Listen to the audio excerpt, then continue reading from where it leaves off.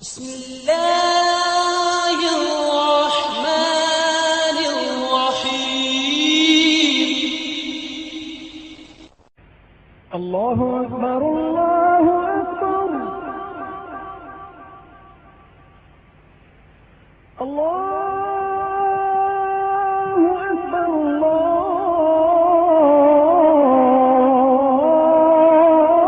الله أكبر வாழ்நாளில் நோன்பு வைக்கவும் இரவு நேரங்களில் நின்று வணங்கவும் அல்லாஹ் யாவருக்கும் தௌஃபீக் செய்கிறான். அல்லாஹ் நம்முடைய தொழுகைகளையும் நம்முடைய நோன்புகளையும் தான தர்மங்களையும் ஏனைய இபாதத்துகளையும் தன் அருள் கொண்டு அங்கீகரித்துக் கொள்வானாக. நம்மில் ஏற்படக்கூடிய குறைகள், குற்றங்கள், பிழைகள், கவனக்குறைவுகள், மறதிகள், பாவங்கள் அனைத்தையும் மறைத்து மன்னித்தல்வானாக. அல்லாஹ்வுடைய திருத்தூதருடைய பொருத்தம் பெற்று வாழ்வதற்குண்டான வழிவகைகளை அல்லாஹ் யாவருக்கும் இலகுவாக்கி தருவானாக. ஆமீன். கணிதத்திற்குரியவர்களே, அனுதினமும் ஓதப்படக்கூடிய குர்ஆனுடைய வசனங்களில் ஒரு சில வசனங்களை நம்முடைய கவனத்திற்கு நாம் பார்த்து வருகிறோம். அந்த அடிப்படையில் இன்று பல சூறாக்கள், பல அத்தியாயங்கள் நம்முடைய கவனத்திற்கு வந்தது, ஓதப்பட்டது. சூரத்து சஜிதா, சூரத்து லுக்மான், இப்படியாக தொடர்ந்து சூரத்து அஹ்ஸாப் இவைகளெல்லாம் ஓதப்பட்டது. நாம் அறிந்திருக்கக்கூடிய அல்லாஹும் அவருடைய மலக்குமார்களும் அண்ணல் பெருமானார் ஸல்லல்லாஹு அலைஹி வஸல்லம் அவர்கள் மீது ஸலவாத் சொல்கிறார்கள். ஈமான் கொண்ட விசுவாசிகளை நீங்களும் அவர்கள் மீது ஸலவாத் சொல்லுங்கள் என்ற அந்த உலக புகழ்பெற்ற வசனம் நம்முடைய சிந்தனைக்கு வந்தது. அல்லாஹ் தஆலா அவன் செய்யக்கூடிய ஒரு அமலாக, அவன் செய்யக்கூடிய ஒரு காரியமாக நமக்கு சொல்லித் தருவது, நிச்சயமாக அல்லாஹ்வும் அவருடைய மலக்குமார்களும் ஸல்லல்லாஹு அலைஹி நபி நபி பெருமானார் முஹம்மது ஸல்லல்லாஹு அலைஹி வஸல்லம் அவர்கள் மீது ஸலவாத் சொல்கிறார்கள். ஈமான் கொண்ட விசுவாசிகளே, நீங்களும் அவர்கள் மீது ஸலவாத் சொல்லுங்கள் என்று அல்லாஹ் தஆலா ஸல்லு அலைஹி வஸல்லிமு தஸ்லீமா, அவர்கள் மீது ஸலாத்தும் ஸலாமும் நீங்கள் சொல்லுங்கள் என்று அல்லாஹ் தஆலா சொல்கிறார்.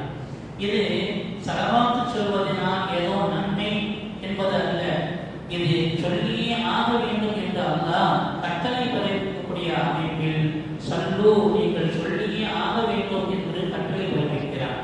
அந்த அடிப்படையில் கஅபத்தில் அல்லாஹ் பெருமானார் ஸல்லல்லாஹு அலைஹி வஸல்லம் அவர்கள் கேட்கிறார்கள், யா ரசூலல்லாஹ், இன்னா நஅலமு கைஃப நுஸல்லிமு அலைக, உங்கள் மீது எப்படி சலாம் சொல்வது என்று நாங்கள் தெரிந்திருக்கிறோம், ஆனால் எப்படி உங்கள் மீது ஸலவாத் சொல்வது என்று கேட்கும் பொழுது பெருமானார் ஸல்லல்லாஹு அலைஹி வஸல்லம் அவர்கள், நாம் அத்தஹியாத்தில் ஓதக்கூடிய அல்லாஹும்ம ஸல்லி அலா சய்யிதினா முஹம்மதின் வ அலா ஆலி சய்யிதினா முஹம்மதின் கமா ஸல்லைத அலா சய்யிதினா இப்ராஹீம வ அலா ஆலி சய்யிதினா இப்ராஹீம இன்னக ஹமீதும் மஜீத், அல்லாஹும்ம பாரிக் அலா சய்யிதினா முஹம்மதின் வ அலா ஆலி சய்யிதினா முஹம்மதின் கமா பாரக்த அலா சய்யிதினா இப்ராஹீம வ அலா ஆலி சய்யிதினா இப்ராஹீம இன்னக ஹமீதும் மஜீத் என்ற இந்த ஸலவாத்தை கற்றுக் கொடுத்தார்கள். இந்த அடிப்படையில் நிறைய ஸலவாத்துக்கள் அனுபவபூர்வ ரீதியில் தான் அனுபவித்த அந்த பலனை இந்த சமுதாயம் அறிய வேண்டும் என்பதற்காக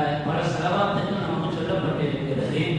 அந்த அடிப்படையில் அதற்கு உபயோகம் காவலர்களாம் அவர்கள் பெருமானார் ஸல்லல்லாஹு அலைஹி வஸல்லம் சொல்கிறார்கள், யா ரசூலல்லாஹ், நான் உங்கள் மீது அதிகம் ஸலவாத் சொல்கிறேன். கம் ஆஜிபுல்லக பி ஸலாத்தி, என்னுடைய ஸலவாத்துல எவ்வளவு உங்களுக்கு நான் ஆக்கிக் கொள்வது, நான்கில் ஒரு பகுதி ஸலவாத்தை ஆக்கிக் கொள்ளலாமா என்று கேட்கும் பொழுது பெருமானார் ஸல்லல்லாஹு அலைஹி வஸல்லம் அவர்கள் சொல்வார்கள், பயின் சித்த பருவ கைதுள்ள, இன்னும் அதிகப்படுத்தினா உங்களுக்கு சிறந்தது என்று சொல்வார்கள். உபயோகம் காவலர்கள் அழைத்து சொல்லலாம், யார சொல்லலாம், அப்படி என்றால் ஒரு நாளைக்கு 3இல் ஒரு பகுதி ஸலவாத் சொல்ல கூடுதலாக ஆக்கிக் கொள்ளவா, அப்போ ரசூலுல்லாஹி ஸல்லல்லாஹு அலைஹி வஸல்லம் நீங்கள் அதிகப்படுத்தினா உங்களுக்கு இன்னும் நன்மை என்று சொல்வார்கள். 2இல் 1, ஒரு நாளைக்கு 2ஆக பிரித்து ஒரு பகுதி உங்கள் மீது ஸலவாத் சொல்லிக் கொண்டிருக்கவா, இன்னும் அதிகப்படுத்தினால் உங்களுக்கு சிறப்பு என்று சொன்னார்கள். ஒரு நாள் முழுவதும் உங்கள் மீது ஸலவாத் சொல்லிக் கொண்டிருக்கவா என்று சொல்லும் பொழுதுதான் பெருமான சொல்வார்கள் இதன் துப்பா அம்மூக்க எவ்வொரு தப்போக்க என்று சொல்வார்கள். இந்த சலவாத்து சொல்வதுன்னா உங்களுடைய கவலைகள் போக்கப்படும், உங்களுடைய பாவங்கள் மன்னிக்கப்படும் என்ற நற்செய்தியை பெருமான சல்லாசன் அவர்கள் நாம் அறிய தரும் பொழுது எல்லா விதமான பிரச்சனைகளுக்கும் தீர்வாக அல்லாஹ் சலவாத்தில் வைத்திருப்பதை நாம் அறிந்து கொள்ள முடிகிறது. நம்முடைய பாவங்கள் மன்னிக்கப்படுவதற்கும் இந்த சலவாத்து காரணமாக இருக்கிறது என்பது மட்டுமல்ல, நாளை மறுமையில் அண்ணல் பெருமானுடைய கரம் பிடித்து சொர்க்கத்திற்கு செல்வதற்கும் அவருடைய ஷஃபாஅத் கிடைப்பதற்கும் இந்த சலவாத்து தான் காரணம் என்பதையும் நாம் கவனத்தில் கொள்ள கடமைப்பட்டிருக்கிறோம். தலாயிலுல் ஹைராத் என்ற ஒரு சலவாத்து தொகுப்பு இருக்கிறது. ஏறக்குறைய ஒரு திங்கட்கிழமையிலிருந்து அடுத்த ஞாயிற்றுக்கிழமை ஒரு வாரம் முழுவதிலும் ஓதக்கூடிய சலவாத்துக்கள் அது தொகுக்கப்பட்டிருக்கிறது. அதனுடைய ஆசிரியர் முகமது சுலைமான் ரஹ்மத்துல்லாஹ் அந்த கிதாபை ஏன் கோர்வு செய்தேன் என்பதற்குண்டான காரணத்தை சொல்லும் பொழுது, ஒரு நேரம் அவர்கள் வெளியே சென்று கொண்டிருக்கிறார்கள். தொழுகைக்குரிய நேரம் வருகிறது. ஒழு செய்வதற்கு பார்த்தால் தண்ணீர் இல்லை. ஒரு கிணறு இருக்கிறது, கிணற்றுக்குள் தண்ணீர் இருக்கிறது, ஆனால் தண்ணீரை இருப்பதற்கு வாளியோ எந்த சாதனமோ இல்லை. இப்படி இருக்கக்கூடிய நேரத்தில் அந்த கிணற்றை உற்று நோக்கி கொண்டிருக்கிறார்கள், ஒழு செய்ய வேண்டுமே என்று. கொஞ்சம் தூரத்துல ஒரு சிறுமி ஆறு வச்சிருக்கிற ஒரு சிறுமி அதை பார்த்துட்டு அருகாமையில் வந்து கேட்கிறா, நீங்க தான் முகமது சுலைமான்? ஆமா. என்ன யோசிக்கிறீங்க, என்ன திகழ்ச்சி போய் நிற்கிறீங்க? அவங்க சொன்னாங்க, ஒழு செய்யறதுக்கு தண்ணி வேணும், தொழில்துறை நேரம் வந்துருச்சு, ஆனா தண்ணி அழுவதற்கு எந்த விதமான சாதனமும் இல்லை, வாளி இல்லை, அதனால் தண்ணி வேண்டும் என்று திகைத்துக் கொண்டிருக்கு என்று சொல்லும் பொழுது அந்த சிறுமி ஏதோ சில வார்த்தைகளை சொன்னார். கிணற்றிலிருந்து தண்ணீர் மேலே பொங்கி வருகிறது. அந்த தண்ணீர் வடியும் பொழுது அதை அள்ளி அவர்கள் ஒழு செய்து தொழுகை முடிக்கிறார். முடிச்சுட்டு அந்த சிறுமியை கூப்பிட்டு கேட்கிறாங்க, சத்தியம் மட்டும் சொன்னாங்க, சத்தியம் மட்டும் உன்னிடத்தில் கேட்கிறேன், இப்படி விமனித்த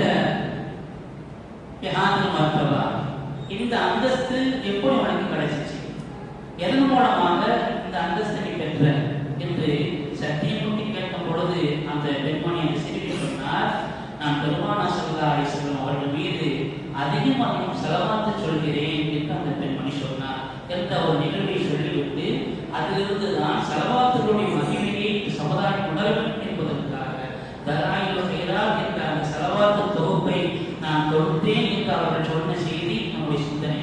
இந்த அடிப்படையில் ஸலவாத்துக்கள் அல்லாஹ் எண்ணற்ற பலாவல்களை வச்சிருக்கிறான். அதனால்தான் அல்லாஹ் தொழுகிறேன் என்று சொல்லவில்லை, ஜகாத் கொடுக்கிறேன், இன்னபிற அமலுக்கு எதையுமே அவன் சொல்லல. ஸலவாத்து நான் சொல்கிறேன் என்று தான் செய்யக்கூடிய அமலாக சொல்லி தருகிறான் ஒன்று. இன்னொன்று, அல்லாஹ்வுடைய ரசூல் மீது நாம் ஸலவாத்து சொல்வதனால் நமக்குத்தான் பலன் கிடைக்கிறதே தவிர அவர்களுக்கு எந்த ஒரு புகழையுமா சேர்த்திட முடியாது. காரணம், அல்லாஹ் அவருடைய புகழை உயர்த்தி வைத்து விட்டார். அதனால்தான் உலகத்தில் எல்லா அமல்களும் நாம செய்கிறோம். தொலை சொன்னா அல்லாஹ் நாம தொழுகிறோம், ஜகாத் கொடுக்க சொன்னா நாம ஜகாத் கொடுக்கிறோம். ஆனா ஸலவாத்தை மட்டும் நாம சொல்லாம அல்லாஹ்வை பார்த்து சொல்றோம். அல்லாஹ் நம்மளை பார்த்து சொல்றான், ஸல்லு அலைஹி, அந்த நபி மீது நீங்கள் ஸலவாத் சொல்லுங்கள் என்று அல்லாஹ் நம்மை பார்த்து சொல்லும் பொழுது நாம் அவரை பார்த்து திருப்பி சொல்றோம், அல்லாஹும்ம ஸல்லி, யா அல்லாஹ் நீ அவருக்கு ஸலவாத் சொல் என்று சொல்கிறோம். ஏன்? அந்த பெருமானார் மீது ஸலவாத் சொல்லக்கூடிய தகுதியும் கூட நமக்கு இல்லை. அந்த ஸலவாத்தை கூட அல்லாஹ் தான் சொல்ல வேண்டும் என்பதற்காகத்தான் அல்லாஹ்வே அவர்கள் மீது நீ ஸலவாத் சொல் என்று சொல்லப்படுகிறது. ஸலவாத்துடைய எல்லாமும் இதே அர்த்தம் தான். ஸல்லல்லாஹு அலைஹி முஹம்மது என்று சொன்னாலும் அல்லாஹ் மீது ஸலவாத் சொல்வானாக. இப்படியாக ஸலவாத்துடைய நிலையில் அல்லாஹ் நம்மை பார்த்து ஸல்லு என்று சொல்ல பன்மையாக அல்லாஹ் சொல்கிறான், நீங்கள் சொல்லுங்கள் என்று சொல்ல நாம் அவனை பார்த்து ஒருமையாக சொல்கிறோம், அல்லாஹும்ம ஸல்லி, யா அல்லாஹ் நீ அவனுக்கு ஸலவாத் சொல் என்று சொல்கிறோம் என்று சொன்னார். அல்லாஹ்வுடைய இடத்தில் நாம் தொழக்கூடிய நிலைகளிலும் சரி, எல்லா நிலைகளிலும் நம்முடைய கோரிக்கைகள் அங்கீகரிக்கப்படுவதற்கு இந்த ஸலவாத்து காரணமாக இருக்கிறது. எப்படி ஒரு மடலில் ஃப்ரம் அட்ரஸும் டு யாருக்கு போய் சேர்கிறதோ அந்த முகவரி இருக்கணும், யார் இருக்கிறோமோ அந்த முகவரி இருந்தால் தான் அந்த மடல் சரியான நிலையில் செல்ல வேண்டிய இடத்தில் செல்லும். அது இல்லை என்று சொன்னால் திருப்பி அவரிடத்தில் வருவதற்குண்டான நிலையில் இருக்கிறது. அதுபோல்தான் நம்முடைய துஆக்களில் ஆரம்பமும் ஸலவாத் இருக்க வேண்டும், துஆக்களுடைய கடைசியிலும் ஸலவாத் இருக்க வேண்டும். அதனால்தான்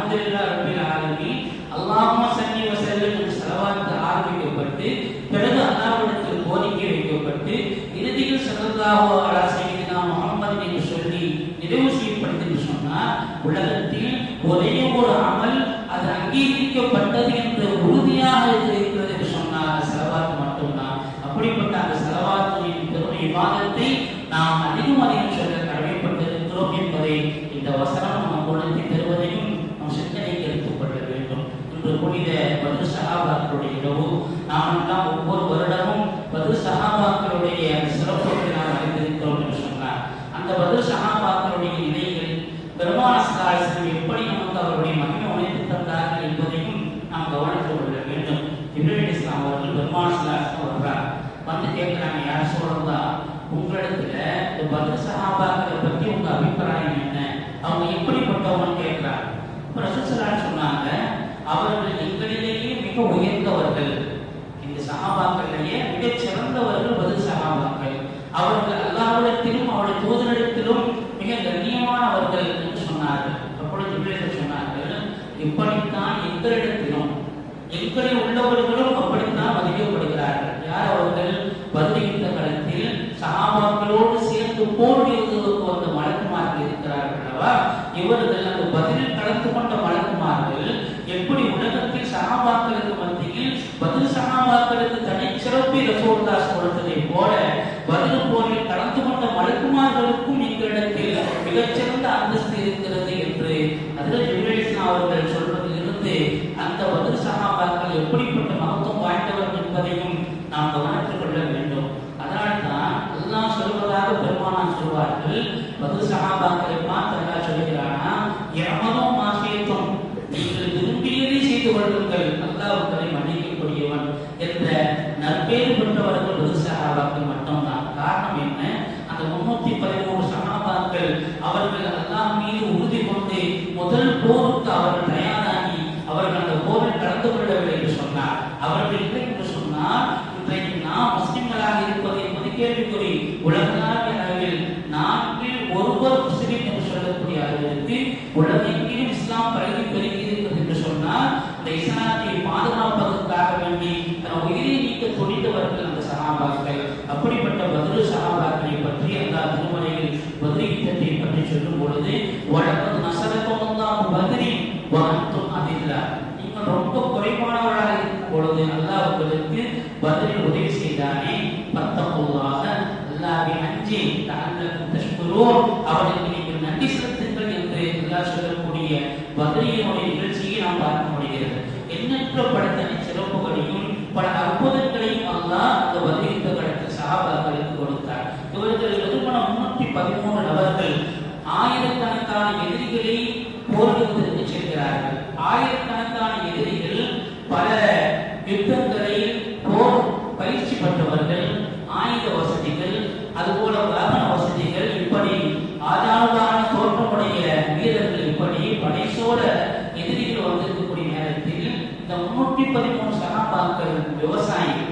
அவர்கள் போர் பயிற்சி எதுவுமே கிடையாது, சரியான ஆயுதங்களும் இல்லை. விரல் விட்டு எண்ணக்கூடிய 6 வாட்கள், 6 வாடு தான் இருந்தது என்று ஈட்டிகள், விரல் விட்டு எண்ணக்கூடிய ஈட்டிகள், சில ஒட்டகைகள், சில குதிரைகள் என்று விரல் விட்டு எண்ணக்கூடிய ஆயுதங்களும் விரல் விட்டு எண்ணக்கூடிய வாகனங்களும் கொண்டிருந்த அந்த சஹாபாக்கள் மிக உறுதியோடு ஆயிரக்கணக்கான எதிரிகளை சந்திப்பதற்கு வந்தார்கள் என்று சொன்னார்.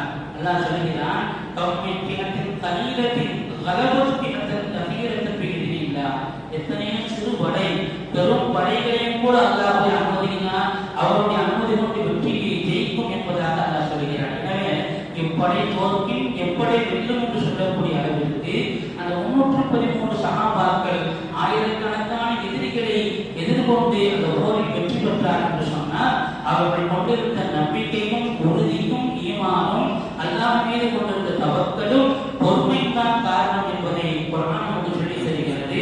வலாகின் தஸ்பிரு வ தத்தகு, நீங்கள் பொறுமையோடு இருந்து அல்லாஹ்வை அஞ்சி நீங்கள் இருந்தால் அல்லாஹ் 3000 மலக்குமார்கள் அல்ல 5000 மலக்குமார்களை கொண்டு உங்களுக்கு உதவி செய்வார் என்று குர்ஆன் சொல்கிறது.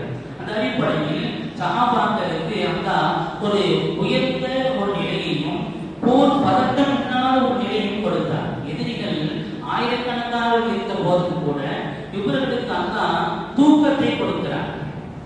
எப்படிப்பட்ட தூக்கம்? எதனால் தூக்கம் அப்படின்னு சொன்னா, ஒரு பதட்டம், ஒரு விதமான படபடப்பு இல்லாமல் இருப்பதற்காக நிம்மதியான ஒரு உறக்கத்தை அவர்களுக்கு கொடுத்தார் என்று குர்ஆன் சொல்கிறது. இன்றைக்கு சாதாரணமாக மருத்துவர்களிடத்தில் செல்லக்கூடியவர்கள் கடுமையான பதட்டம் அல்லது டென்ஷனா இருக்கக்கூடியவர்கள், கோபமா இருக்கக்கூடியவர்களுக்கெல்லாம் மருத்துவர்கள் கொடுக்கக்கூடிய மருந்தாக நாம் பார்க்கும் பொழுது தூக்க மாத்திரையை கொடுக்கிறார்கள். காரணம், அந்த உறக்கத்தின் மூலமாகத்தான் மனிதன் நிம்மதி அடைய முடியும் என்பதை உணர்ந்து இன்றைக்கு மன தத்துவ மருத்துவர்கள் இப்படி போய் கையாள ஒதுக்கம் பார்க்க முடிகிறது. அங்கு அந்த எதிரிகளுக்கு முன்னால் எந்த விதமான பதட்டும் சஹாபாக்களுக்கு வந்துவிடக் கூடாது என்பதற்காக தான் அவர்களுக்கு தூக்கத்தை கொடுத்தான் என்று குர்ஆன் சொல்கிறது.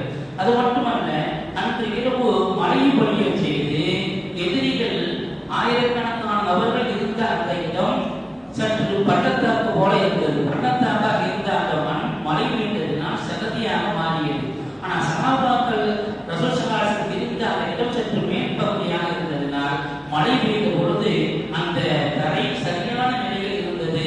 இதையும் அல்லாஹ் ஏற்பாடு செய்தான். பெருமானார் ஸல்லல்லாஹு அலைஹி வஸல்லம் அந்த பதிலை விழித்தால் யுத்தம் நடக்க இருக்கிறது. அந்த இரவு அல்லாஹ்விடத்தில் இருதரமீது துஆ செய்தார்கள். யா ஹய்யூ யா கய்யூம், யா ஹய்யூ யா கய்யூம் என்று சொல்லி, யா அல்லாஹ், இந்த சொற்ப நபர்கள் இவர்கள் இறந்துவிட்டால், இவர்கள் இல்லை என்று சொன்னால் ஒரு திருநாமம் சொல்வதற்கும் ஒரு திருத்தூதரை பின்பற்றுவதற்கும் யாரும் இருக்க மாட்டார்கள். எனவே இவர்களுக்கு வெற்றியை கொடுத்தே ஆக வேண்டும் என்று பெருமானார் ஸல்லல்லாஹு அலைஹி வஸல்லம் இரவு துஆ செய்தார்கள் என்பதை நாம் பார்க்க முடிகிறது என்று சொன்னார். அல்லாஹ் அதன் காரணமாகத்தான் பெருமானார் ஸல்லல்லாஹு அலைஹி வஸல்லம் அவர்களுக்கு வெற்றியை வாக்களித்தார். பெருமானார் ஸல்லல்லாஹு அலைஹி வஸல்லம் அடுத்த நாள் போர் நடக்க இருக்கிறது என்றே சொன்னார்கள்.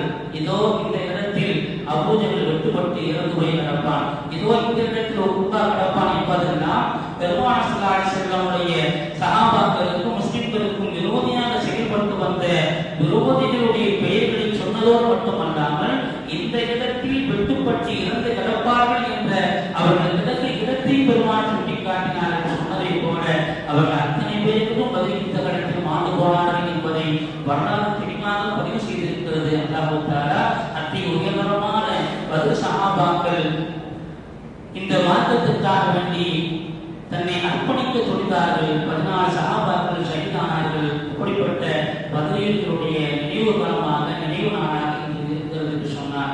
அல்லாஹ் அத்தகைய அந்த புனித சஹாபாக்களின் வழக்கத்தினால் எல்லா விதமான நாட்டங்களையும் தேட்டங்களையும் அல்லாஹ் நிறைவேற்றுவதற்கு போதுமானவர். எனவேதான் சஹாபாக்களுக்கு மத்தியில் பத்ரீகளுக்கு தனி ஒரு சிறப்பை பெருமானார் கொடுத்தார்கள். தொழுகை நடத்துவதாக இருந்தாலும் சரி, அல்லது இன்னொரு நல்ல ஒரு காரியத்திற்காக பெருமானார் ஸல்லல்லாஹு அலைஹி வஸல்லம் பத்ர் சஹாபாக்கள் யார் இருக்கிறார்கள் என்பதை தேர்ந்தெடுத்து அவர்களை முன்னிலைப்படுத்துவார்கள் என்பதை நாம் பார்க்க முடியும் என்று சொன்னார். அல்லாஹ் அதே தனிப்பெரும் சிறப்பை அவர்களுக்கு வழங்கினான். அந்த சஹாபாக்கள் அல்லாஹ்வுடைய அவர் திருத்தூதருடைய பொருத்தம் பெற்றவர்கள் என்பது மட்டுமல்ல, சஹாபாக்களிலேயே உயர்ந்த நிலையில் பெற்றவர்கள் என்பதையும் பெருமானார் ஸல்லல்லாஹு அலைஹி வஸல்லம் நம் சிந்தனைக்கு தருகிறார்கள். அத்தகைய உயர்ந்த சஹாபாக்களை நாம் நினைவு வருவதோடும் அல்லாஹ் அவர்களிடம் இருந்த அந்த உயர்தரமான தக்வாவையும் பொறுமையையும் அல்லாஹ் மீது கொண்டிருந்த அந்த தவக்குலையும் அல்லாஹ் நமக்கும் தந்து புரிவானாக. அத்தகைய உயர்தரமான அந்த சஹாபாக்கள் எண்ணிக்கையில் குறைந்தவராக இருந்த போதும் கூட எண்ணிக்கையில் அதிகமானவர்களை அல்லாஹ் எண்ணிக்கை செய்தான், ஜெயிக்க செய்தான் என்பது இந்த சமுதாயத்திற்கு ஒரு பாடம். அல்லாஹ் தஆலா சிறுபான்மையாக இருக்கக்கூடிய நமக்கு நாம் மட்டும் அவர் மீது உறுதியான தவக்கலோடும் அவர் மீது சரியான நம்பிக்கையோடும் ஈமான் கொண்ட நிலையிலும் இதை எச்சத்தையும் நாம் பின்பற்றி நடந்தோம் என்று சொன்னால் எத்தகைய பெரும் கூட்டமும் நம்மை ஜெயிக்க முடியாது என்பதற்கு காலம் முழுவதிலும் கியாமத் வரையிலும் பத்ர் சஹாபாக்களுடைய அந்த பத்ர் யுத்தம் நமக்கு பறைசாற்றி கொண்டிருக்கிறது. அந்த அடிப்படையில் நாம் தக்வா உள்ளவர்களாக, பொறுமை மேற்கொள்ளக்கூடியவர்களாக, அல்லாஹ் மீது முழுமையான நம்பிக்கை வைக்கக்கூடியவர்களாக ஆகுவோம். அல்லாஹ் தஆலா அத்தகைய உயர்ந்த மாண்பாளர்களாக நம்மையும் நம் சந்ததிகளையும் நம்மை சார்ந்தவர்களையும் ஆக்க புரிவானாக. உலகளாவிய முஸ்லிம்களுடைய உரிமைகளுக்கு உயிர்களுக்கும் அல்லாஹ் சிறந்த பாதுகாப்பு நிகழ்வானாக. இழந்து தவிர்க்கக்கூடிய மக்களுக்கு அல்லாஹ் சிறந்த பகரத்தை உலகிலும் மறுவுலகிலும் நல்கிடுவானாக. ஆமீன். بحرمة نبينا محمد صلى الله عليه وسلم وبحرمة أنبياء الله الكرام وأولياء الله الكرام